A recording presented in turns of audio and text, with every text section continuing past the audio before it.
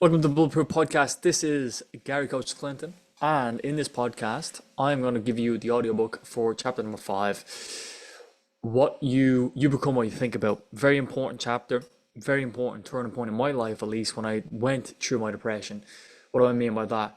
Well, there is an audio tape that I played. Played it honestly around 300 times, 400 times.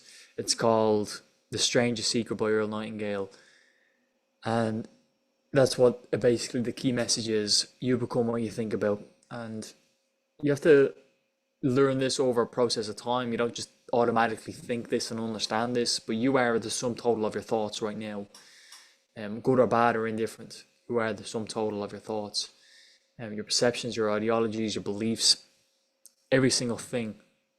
Who you are, who you create, who you believe you are to be, who you act out in the world. It all stems from who you think, what you think. That's my belief, that's my understanding of the tape.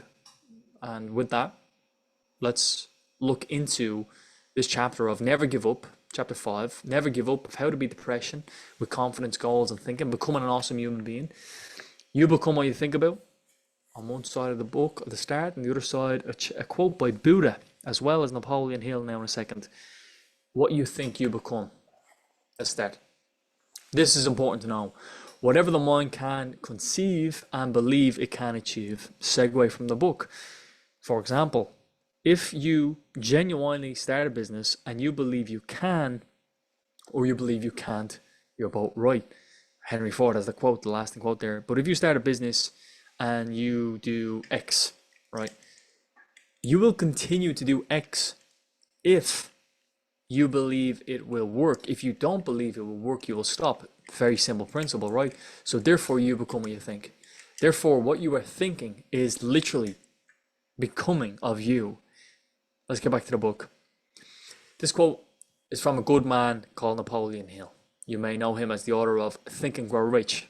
And segue from the book, Think and Grow Rich is literally one of the top best-selling books of all time. Over 100 million copies sold. Back to the book. With over 100 million copies sold, you could say with over 100 million copies sold, you probably want to listen to him and what he's saying. This man has worked with over 500 of the top, most successful people in 1900 to 1930. Thomas Edison, Henry Ford, to name a few. This book is called Think and Grow Rich, leading me into this chapter nicely. You may not believe that success is 80% psychology and 20% other factors, but this is true. And segue from the book, some say it's 95%, some say it's 90%. If we go, just take a grand picture of 80% psychology, again, I gave you the example in the story. If you think it will work, you will continue on that path. Doesn't necessarily will guarantee it will work, and that's where the other percentile comes in. Back to the book. Although you can sit in a room and think of a pot of gold and a pot of gold and a pot of gold, it won't land in your lap. And then you'll suddenly come discouraged that it didn't arrive. Let me ask you a question. Do your thoughts dictate your reality? Quote unquote, no shit. Of course they do, right? Well, it's not easy to explain. I'll give you examples and hopefully you get what I mean. So you might think that you get the bill or it's due, and then next day it's in the post and arrives with it. This type of coincidence. Let me reread that line again, because I don't know if my reading was terrible or I wasn't understanding. I don't know which one it was, but let me go back to it.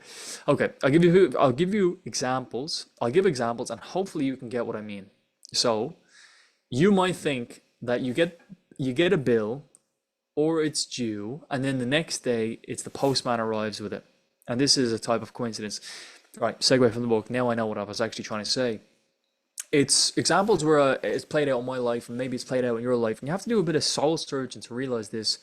It is much easier to notice it in negative, but for example, if you think of, oh, this bill is due, right? This is coming up. And you can look at this as two ways. You can look at this as like your mind being a positive thing. It's a reminder, which is a nice thing to think about, yeah, right? Makes sense. Or you could say, that never existed until I actually mentally thought about that, and then therefore it was manifested into my life. Now, number A is clearly an answer, clearly the right answer. But for example, if I think my car is breaking down, right? So a bill is a clear-cut example of where a bill is due, right? It's coming up, it hasn't came up, but a bill that you weren't expecting, does that go into the section one or section two, where it's a clear-cut recommendation? It's a clear-cut example of, hey, number one, my mind's reminding me of this. Number two, this was completely sporadic coincidence. And a variety of these things are so fascinating, I can't explain to you. I used to think, there's something wrong with my car, right? My life's going so good, I have to create a problem in my life. The problem was my car's not going good. Lo and behold, a couple of days later, even that day, you hear a bit of rattling in the car. Oh, that needs to be fixed. And it's genuinely fascinating how that can happen. And I can give you a positive story about this too. My therapist, when I was going through depression, they gave the example of, I think they were saying, money comes to me, money comes to me, something like this. And then they got a check in the mail. And the check came in the mail. And, from that day, I said, what age am I? There's no way I'm going to get a check in the mail. It's absolutely ridiculous thought to get a check in the mail. And over on this wall to my right here, there's a check on the wall. I can explain that to you. I can explain how that happened. But it's a coincidence that I've thought about it, and therefore it became into my reality. And there's a positive example and two negative examples. So back to the book, coincidence meaning a remarkable occurrence of events or circumstances without apparent causal connection. Absolute perfect words to describe what I mean. You think of an email and bam, it's there. If you think of a lucky penny, then wow, it's on the road. If you're thinking, I need to do this or I need to do that, and you don't do this and you don't do that, and you're going to feel down. That makes sense. Back to the book. I don't care who you are. If you tell yourself something and you don't follow through, you let yourself down every time. And that for sure is a sure way to fall behind and feel down. I use affirmations every day. I am happy, I'm rich, prosperous, I'm a winner, I achieve my goals every day. And I do stumble, segue from the book, I do use affirmations. Do I use them every day? I can say confidently 90% of the time I do, yes. Driving, before bed, yeah. Back to the book. I do not stumble upon happiness. I create my positive experience. Segue from the book. There's in the back of my room there's a bit of a sticky note. And the sticky note says create a positive atmosphere and something. But create a positive atmosphere. It doesn't create a positive atmosphere and good things will happen. This isn't a matter of, I need the atmosphere to be good so then I can create. No, it's you bring the atmosphere. You create the atmosphere. So when I say here, I do not stumble upon happiness, I create my positive experience. This is ultimately factual. Keeping segue from the book for a second, because your holiday that you had when you were 9 years old is not even a bad experience. It's not a good. It is what you create the experience. Now, today, not at 9 years old, not at 12 years old. Here's a great quote that I absolutely love. Don't know who it's from. The quote is this. It's never too late to have a good childhood. It's never too late to have a good childhood. Meaning you can go back and rewire them memories, rewire those thoughts. And if that's the case, then it's never too late to have a good teenagehood. It's never too late to have an adolescenthood. And I truly believe that. You go back, you get to go back, reframe. You get to look at the times that were good. You get to choose which part you get to say out of your mouth.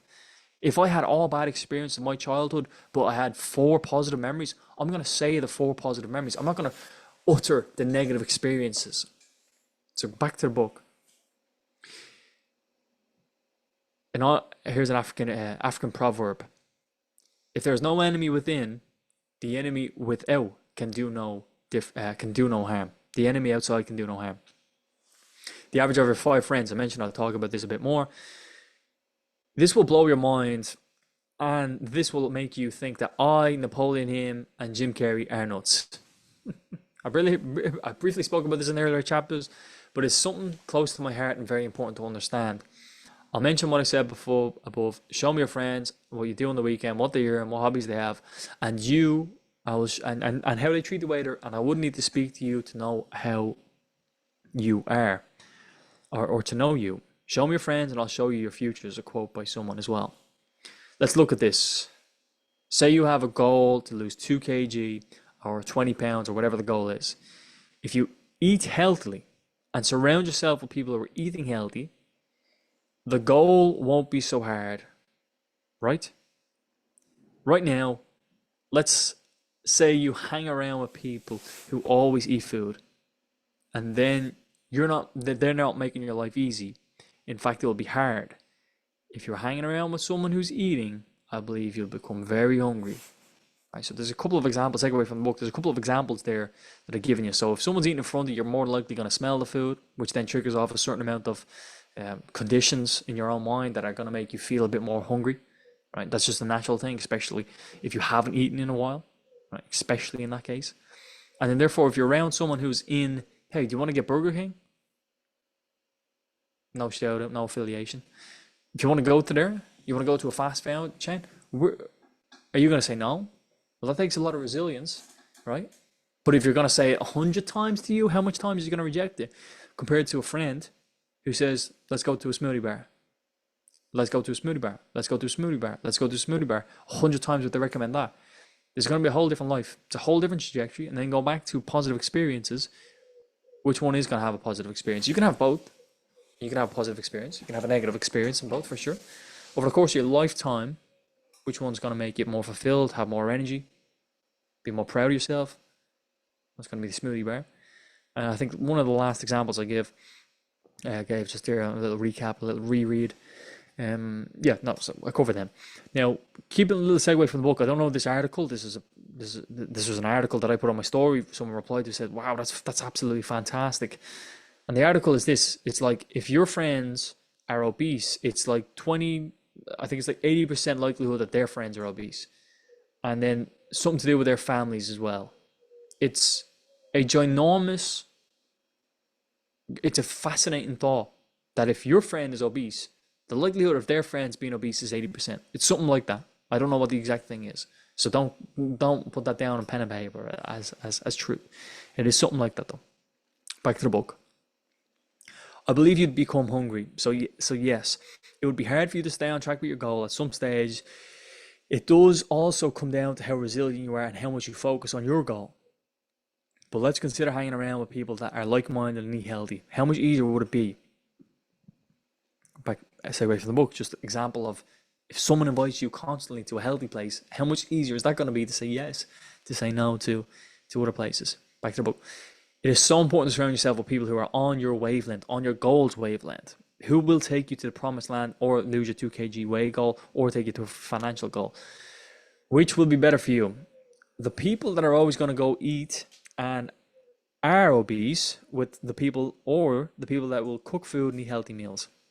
I don't need to answer this question. Segue from the book. If you literally look at it from 35,000 feet, look down on the ground, who do you want to hang around with? You want to hang around with people that are going to go eat fast food restaurants or you are going to go eat the healthy things?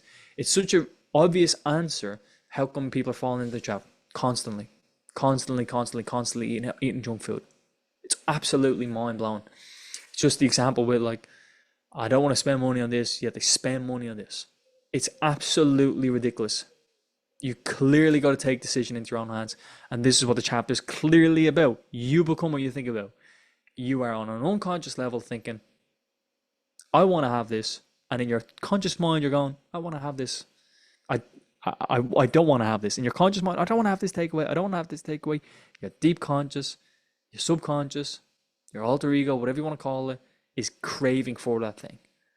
And if we can rewire the subconscious, we're going to act in accordance with it. Back to the book. You can, of course, scale this to any endeavor you want to, or set out to achieve. You surround yourself with people that have done your goal. Now, you might be like, how the hell am I going to get around them? Well, I suggest you look at where you spend a lot of your time. For me, it's the gym. So as the CEO of the gym, at the gym to go for lunch, Never accepted it, but I did actually segue from the book. He never accepted it, but I did start talking to him on a more regular basis. He's an old man and a gentleman. Back to the book. I'm sure you've heard the saying, if you're going to a personal development, then go ask someone out for dinner. Take the CEO out for dinner. Ask someone who is successful around you at your level. I can't go asking Tony Robbins or Will Smith for lunch. I'd love to, but I'm not on that level. I can ask the guy at the gym. I can ask the girl at the gym. I can ask the guy driving a nice car. I can ask the people I see every day who are pretty successful. These are humans, and you will gain more knowledge and wisdom, or maybe you'll get some idea from them that can spark something in you. My top 5 are imaginary, and don't get discouraged by the first 5 words. My friends are imaginary.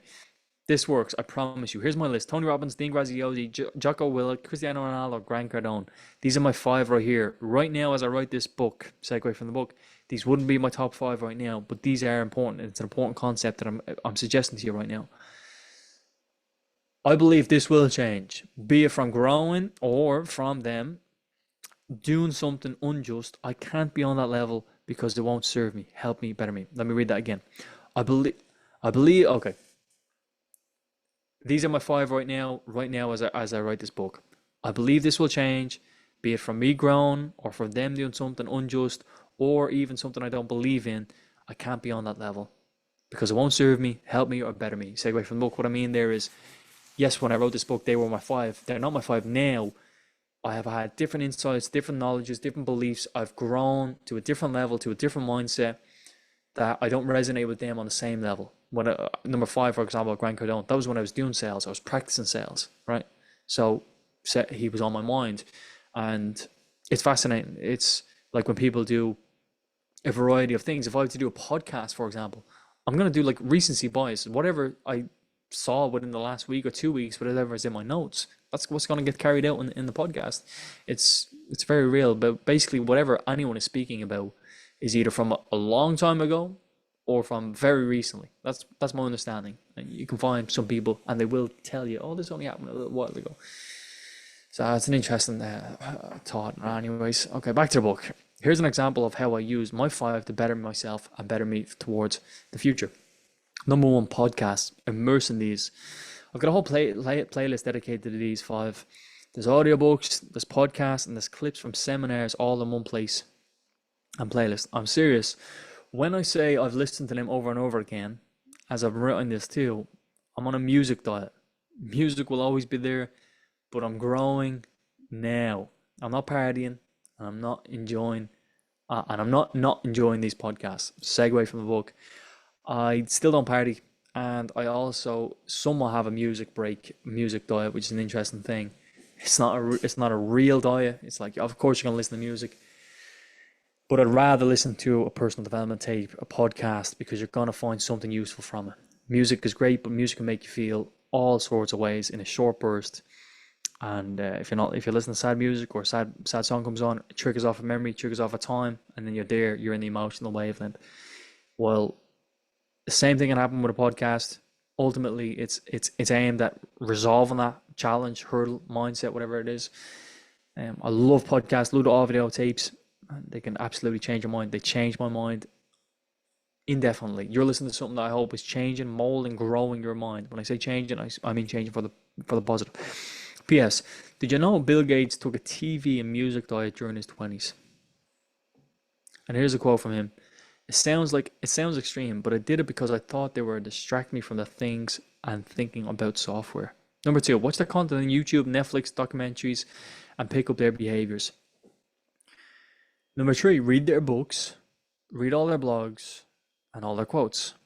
Number 4, get their programs, sign up for coaching calls, do the actions. Number 5, re-listen to them, take notes, and practice what they and you preach. Now comes the cuckoo part. If you don't believe me, the power of imagination. If you don't believe in the power of the people around you, then this section will sound nuts to you. Okay, let me repeat that so you actually hear that, what I'm saying. The listener right now, segue from the book. If you don't believe in the power of imagination, and you don't believe in the power of people around you, this part will be nuts for you. All right, the power of imagination and the power of people around you. Okay, so if you believe in the power of, if you believe it is possible to pick up their mannerisms, then select them carefully. I mean, surround yourself with 5 bums and see what happens. You'll soon be six. Surround yourself with 5 confident people. You'll soon be sixth. Surround yourself with 5 millionaires and you'll soon be sixth. Have you ever heard of this? I'm sure you have. If so, look around you and tell me who is inspiring you, who is around you. Heck, it could even be you inspiring you, and that is great. If you want to become rich in monetary terms, then you cannot have a friend who says, I don't have money. Money is the root of all evil. I don't know if I can afford it. Not today, not tomorrow, not this year, maybe next year.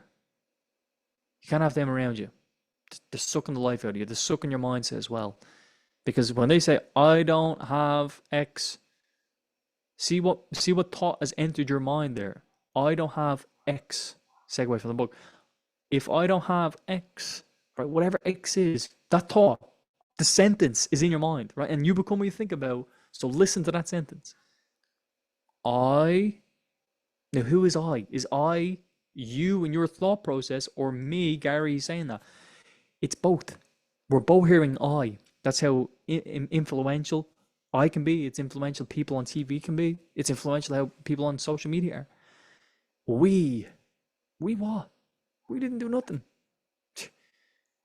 It's an unbelievable life we're living. But me and you are connected. When I say I, it's me and you on the same level. So I am abundant. I am happy. I am rich and prosperous. Okay? Now, it wouldn't add up. It wouldn't make sense for them to be in your life if you're going the polar opposite direction. It's like a negative and positive. Do what's right for you, your future self, your family, and your future family. Your future self, your family, and your future family. If it's just removing one from the equation and multiple drop off, good. Go for it. Don't be held back by small playing. School, college, 9 to 5 or 40 years, retire and die mindset. Go for it. Get up and make your dreams a reality. I'm getting segue from the book. I'm getting a little bit inspired by my own self here. Read back to the book. Or God gave you it good, or God give it a good damn shot. In the goals chapter, I'll show you I'll show you it is fine to fail many times over. Go with me. Number 5. Okay. What each of my 5 add to me? Tony Robbins. Tony inspires me because he changes the lives of millions, yes, millions of people for the better, including mine. I've heard he runs 53 businesses. Outrageous. Well done, Tony. Segue from the book, since my current knowledge now, as I record this audiobook, he's up to over 100. So he's clearly invested. And when he says he runs 53 businesses, but now it's over 100, it's not like he currently actually is in the boardroom of 100 businesses. He has an equity in these businesses, and he offers maybe a coaching call or 2 quarterly or so. He is absolutely abundant and doing very successful. It's amazing, really and truly. So that's awesome little insight I've had in the past time. And maybe when you're listening to this, you might have 200 or so. Number 2, back to the book. Dean Graziosi. I've had Dean on repeat for a long time now. He's a successful dude, great friends with Tony Robbins, and this guy's energy is immense. It's awesome. It spreads to others like it did. And that's what I like, his enthusiasm. Segue from the book, I used to get compliments constantly on my enthusiasm based off this. I would listen to Dean Graziosi and I would hear his energy vibrating through me. This is the power of listening to someone over and over. You develop characteristics, traits, personas, attitudes that are around this person. Number 4, Jocko Willink, back to the book. If you want a bad mofo, then Jocko's your man. Ex-military soldier, or Marine, should I say, or Navy. Ex-military soldier and leader. Wakes up at 4:30 every day, no excuse, and that's it. No excuses. Get the work done. If you need a hand, ask. Segue from the book. I'm not joking when he says he wakes up at 4:30 in the morning every single day. Every single day. Every single day. I could do it for many days in a row, but I couldn't do it every day. Like, in a year, would I be able to do it? Probably not. I could, right? And this is my mindset talking me out of it, right? This is me talking myself out of it. There's nothing wrong with this. I don't know if it's a very sustainable life or it's a life I want to completely live. Maybe five, six. Six sounds beautiful, right? Maybe get the train in the morning. But 4:30 every day. Check his Instagram, Jocko Willick, and he puts a picture up of his stopwatch, not a stopwatch, his actual watch every single morning. Number 5, Cristiano Ronaldo. Back the book. My favorite team taught him. My favorite team taught him to bring his A game, and that all he does. World-renowned superstar, world ethic like none other, and like in earlier chapters, I wished for no acne. I wished for his beauty spot. I got it. Of course, I'm not as good at looking as Ronaldo, but did you see him in 2003? Anything is possible. Go wish. Go figure as well. Yeah, this is an interesting segue from the book. This is just another example, like I talked about with coincidences. And you think about the bill that arrives, and the bill could be a due bill, and that's fine. That makes sense that it's a logical number one, that it was planned and your mind reminded you. Number two is coincidence, where it's actual coincidence. Surprise, surprise, it showed up in the middle of nowhere, random time. Fascinating things. The same thing happened when I told you at the start of the book. I prayed and I wished and I begged for no acne on my face, and I don't have acne on my face, and I'm very proud of that. Maybe I should have begged and wished I'm braved myself and becoming a model. But I also asked for this spot that Ronaldo had, and there was the little spot that he has on his cheek, and I wanted that, and I just became aware to when I was maybe 14. I think I asked for that when I was like 10. Became aware to that maybe when I was 14 or something. I have no clue when I became aware to it, but I realized I have that little spot on his face, the same location, maybe the same spot on the same side. Again, is a coincidence. Did I have it when I was a baby? When I look at pictures, it has to be 100%. But but there's a fascinating science experiment. Continue segue from the book. That there's a slit experiment where if you're looking at these atoms or molecules going through a slit, right? They make a logical. They make a logical.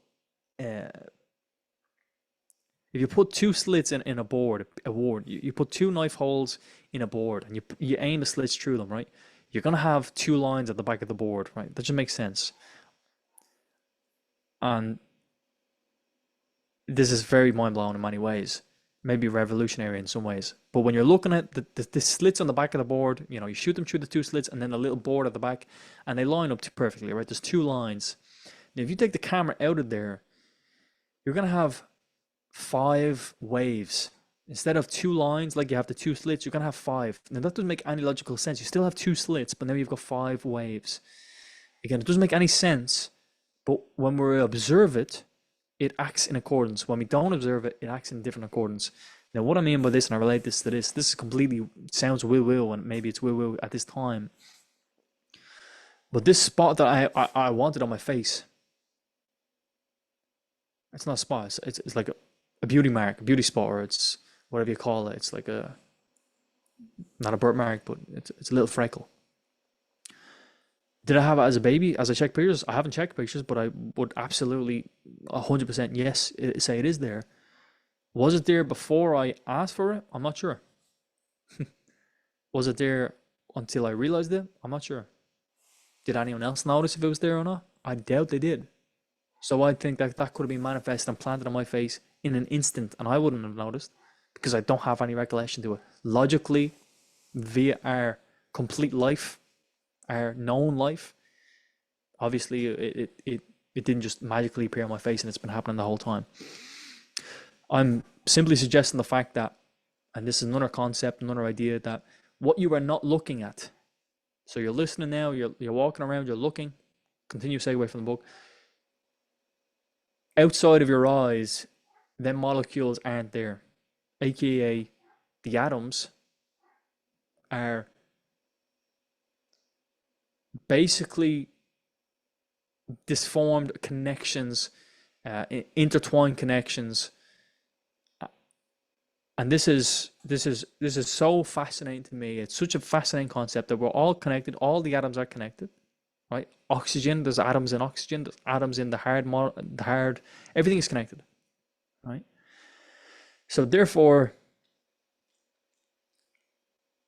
the oxygen on the wall is one because they're connected, right? So I'm connected to you via a long stream, what seems to be long, but it's not actually long. There's just a perception of distance, right? And if I could match the frequency of the table, I could move my hand through the table.